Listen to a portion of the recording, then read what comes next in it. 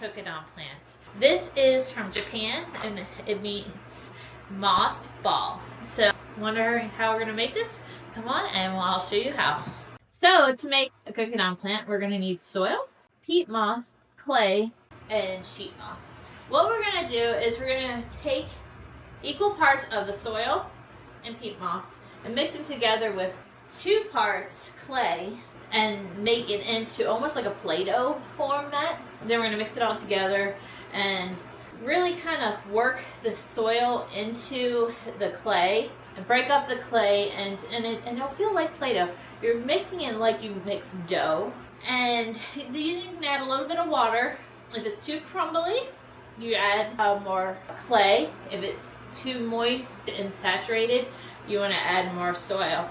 And you just kind of get to the point where you can take a piece of soil, and if you can shape it into a ball, like a baseball, and it doesn't fall apart, you are good to go. That's kind of the magic key. So let's go and do that.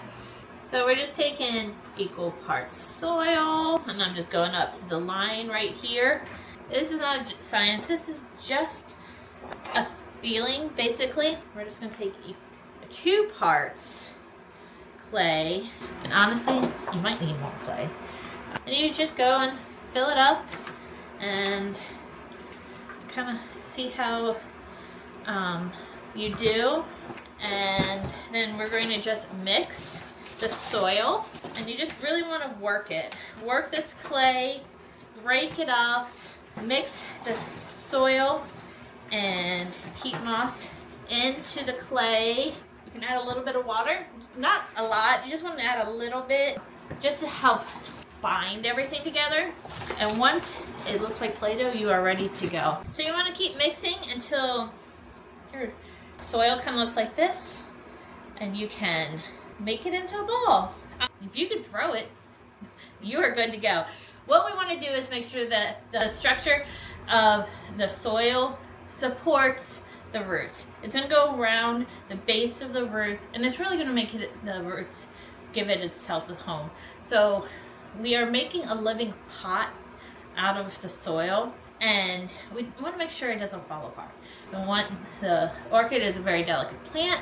We want to make sure that when we put the soil around it, it will be nice and safe.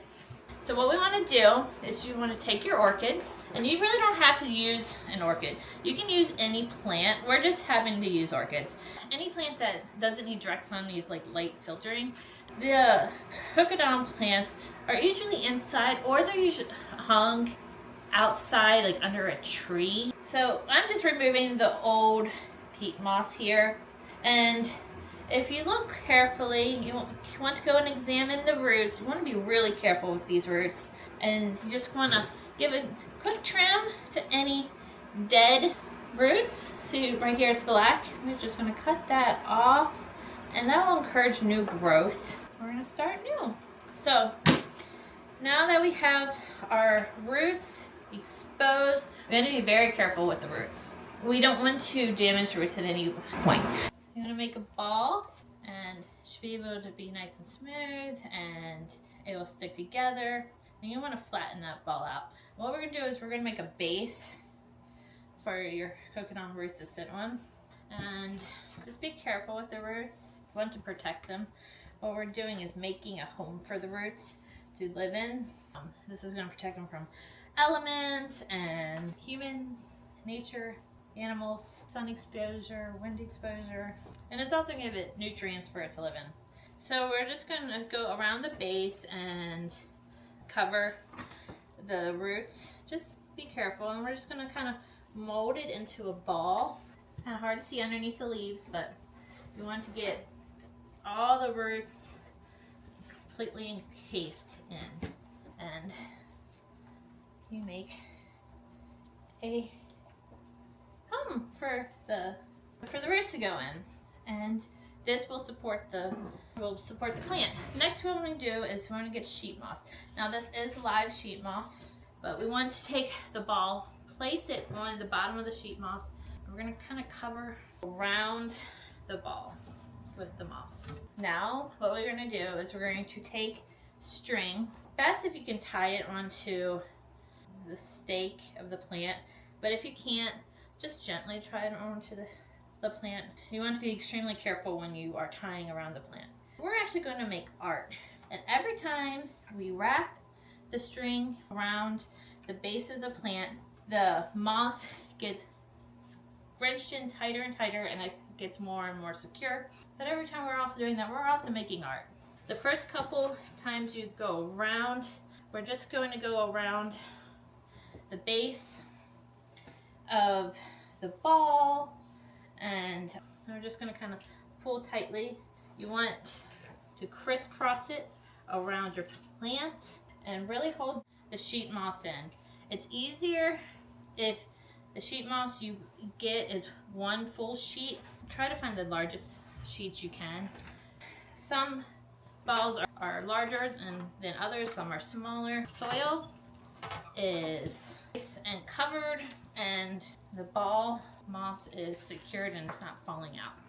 If you get to a point where your string, you run out of string and you need to cut another piece, you just tie it off, and you tie it to a string that you've already wrapped around the plant, and then you just kind of start over with a new piece of string. When you get to the end of your string, you just go and tie it off.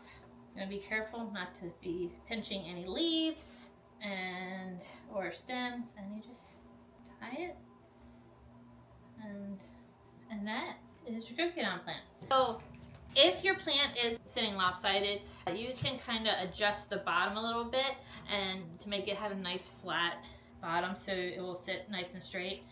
Also, this one is beautiful in my opinion with the moss coming out. It's more like nature, more authentic. This one is more trimmed up. So if you want to see the strings more, you just go ahead and trim the moss off. If you want it to look a little bit more wild, then you just leave it on. If you want more string, you can just keep adding more string on. That's actually an art form, is just by putting the string on. And you can actually see some of these in museums. How we water this and how we take care of it is about once a week. You just dip it in water. Let it soak up for about 30 seconds or so. 20-30 seconds, and then you let it drip out, and you can place it onto a table.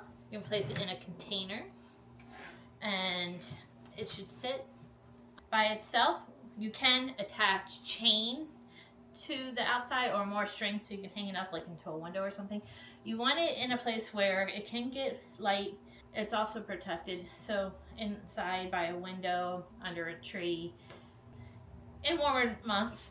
But in the winter you want to bring it inside because this plant will not survive the winter.